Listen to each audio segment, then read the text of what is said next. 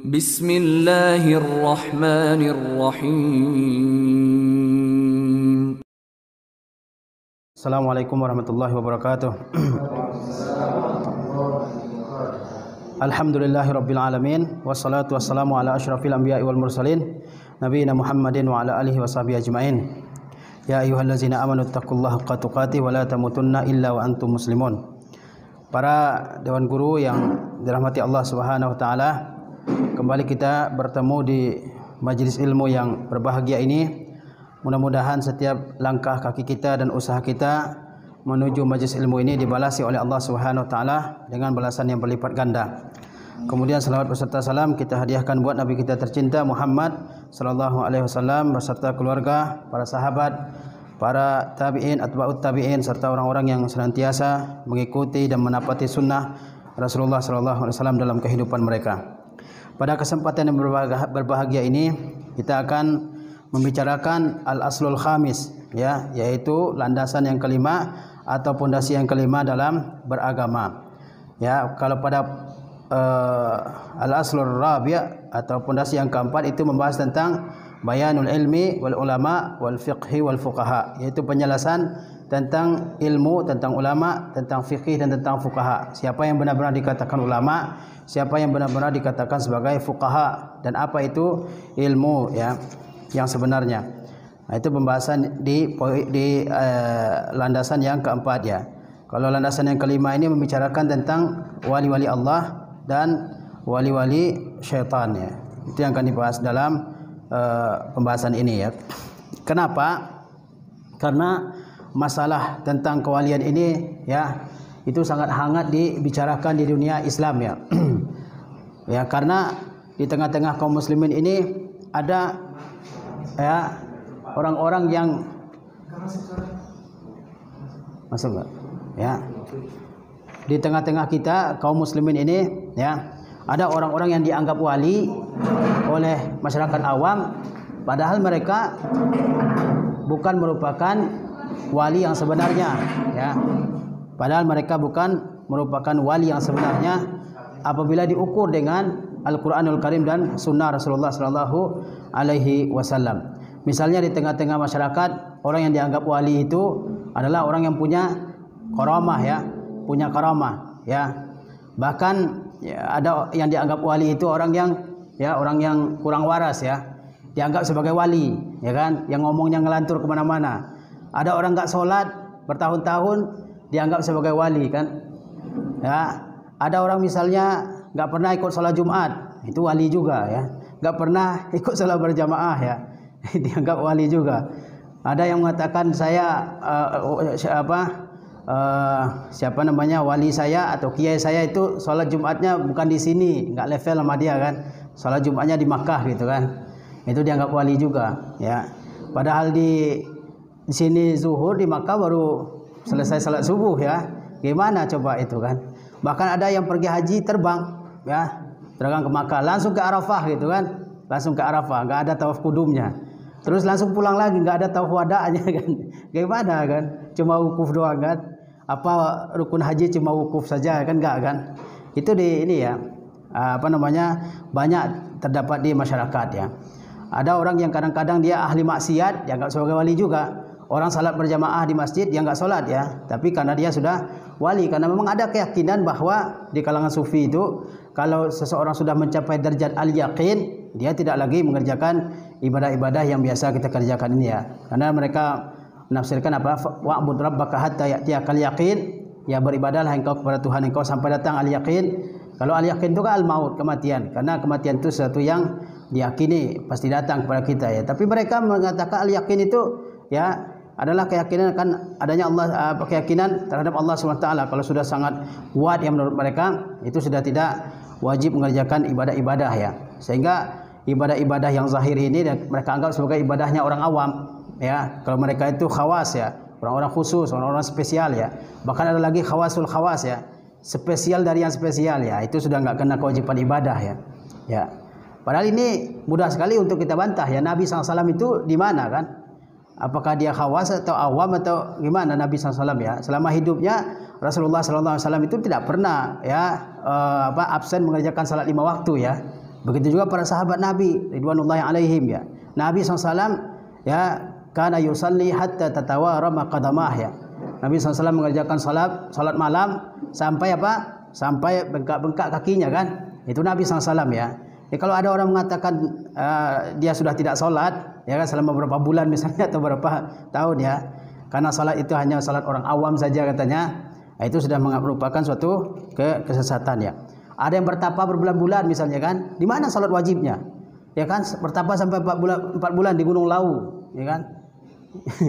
Ya bertapa berbulan-bulan kan. Ada yang di atas bukit kan. Kemudian ada yang sampai melakukan perbuatan-perbuatan maksiat, ya kan? Dalam buku-buku sufi itu ya banyak cerita-cerita seperti itu. Ada seorang laki-laki baru menikah, ya. Kemudian malam pertamanya diserahkan istrinya ke gurunya biar dapat berkah, ya kan? Biar dapat berkah. Setelah itu yang suaminya ini minta izinnya bukan ini ya, dengan menyembah-nyembah ya kepada syekhnya itu. Dibawalah istrinya tidur oleh syekh tarekatnya itu kan. Kemudian diserahkan kan. Dan pulang itu mungkin guru tarekatnya dia dikasih uang lagi sama dia kan. Nah, seperti itu. Jadi menghalalkan yang diharamkan ya. Nah, itu terjadi. Ada guru-guru tarekat itu yang sampai ya menghisap candu, ya mungkin narkoba dan seterusnya ya, tetap dianggap sebagai wali dan berbagai macam kesesatan ya. Dan karomah-karomahnya ya luar biasa cerita-ceritanya ya. Itu terjadi ya. Dan mungkin setiap kita pernah mendengar ya karomah-karomah mereka itu ya. Padahal misalnya ya para sahabat ridwanullahi taala alaihim yang merupakan wali-wali Allah Subhanahu wa taala, tidak semua juga kita mendengar ada karamahnya. Tidak semua orang yang dikatakan wali Allah itu punya karamah.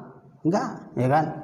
Bahkan karamah itu kata ulama bisa untuk menguatkan orang ini dari segi keimanannya atau untuk memantapkan keimanannya ya, atau dia memang butuh kepada karamah ya. Jadi tidak semua yang luar biasa juga dikatakan karamah ya, sesuatu yang tidak semua yang di luar hukum kebiasaan dikatakan sebagai karamah. Bisa saja datang dari jin, bisa saja datang dari jin. Biasanya kalau karamah itu saja dan berulang-ulang, itu bukan karamah. Itu dari siapa? Dari jin ya. Itu dari jin. Pasti itu. Ya karamahnya misalnya apa? Menjadikan daun menjadi uang kertas misalnya ya. Dan itu bukan terjadi sekali tapi berkali-kali. Kalau ada yang seperti itu, ini orang ini bukan wali Allah pasti. Bukan wali Allah ya, tapi apa? Orang yang dikerjai oleh siapa? Oleh setan, oleh jin ya. Kenapa? Karena karamah itu kita perhatikan ya, karamah-karamah yang terjadi di kalangan para sahabat, tidak ada yang karamah itu terjadi berulang-ulang kali karamah yang sama, nggak ada. Karamah itu terjadi sudah, ya kan? Tidak terjadi lagi, ya. Tapi kalau karamahnya kata dia berulang-ulang kali, ya kan? Itu bukan karamah, tapi apa? Itu adalah sihir dari jin ya. Itu tipu daya setan ya. Seperti diceritakan oleh Syekhul Islam Ibnu Taimiyah rahimahullah dalam Majmu'atul Fatawa, bahwa ada seorang wali sufi yang tinggal di puncak gunung Abu Qubais. Puncak gunung Abu Qubais itu puncak gunung tertinggi di Makkah, ya kan? Pada pagi hari orang belum ada yang naik ke puncak gunung Abu Qubais itu, sementara syekhnya sudah makan roti, ya kan? Gimana caranya kan? Ternyata dia ada apa? Ada jin yang melayani dia. Ketika ditanya ke sekitar orang-orang yang berjualan roti di sekitar Masjidil Haram, ada nggak kehilangan roti di antara kalian? Sering kata dia, sering kami kehilangan roti, ya kan? Ternyata roti itu dicuri oleh jin dan dibawa untuk syekh yang ada di Jabal Abu Qubais itu. Bahkan kata dia, bagaimana ya buah-buahan di musim dingin ada di musim panas? Ya, dicuri oleh siapa? Oleh jinnya itu, ya kan? Dan itu kalau orang melihat dikatakan itu karamah ya.